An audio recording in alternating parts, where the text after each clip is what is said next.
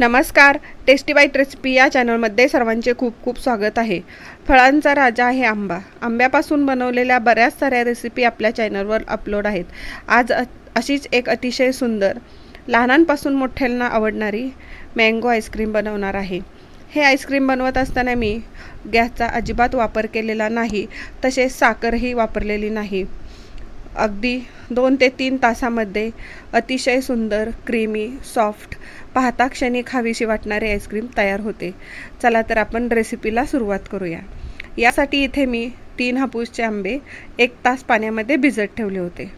आता हे भिजत ठेवलेले आंबे आपण स्वच्छ असे पुसून घेऊया. या पद्धतीने मी इथं 3ही आंबे पुसून घेतलेले आहेत.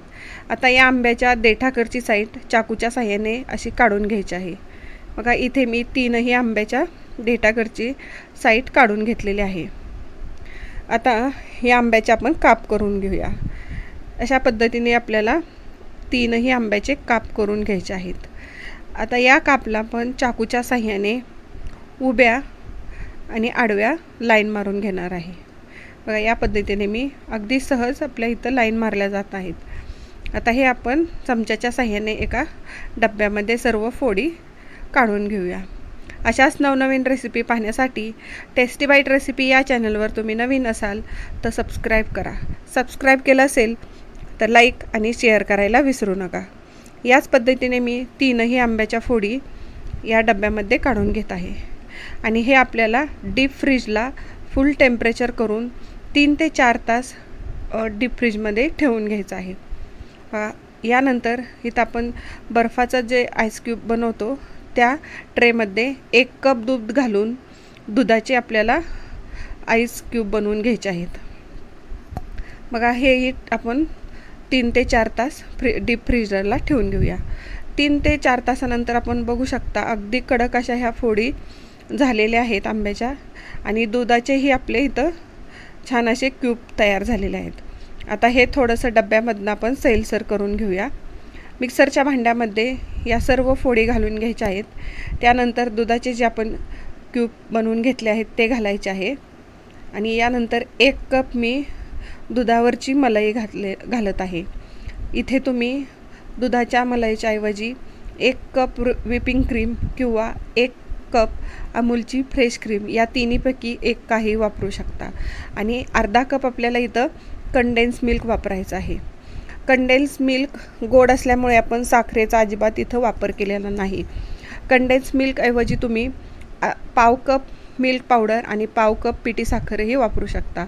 आंबाही खूप गोड आहे आणि कंडेन्स मिल्क वापरल्यामुळे या आईस्क्रीममध्ये मी साखरेचा अजिबात वापर केलेला नाही.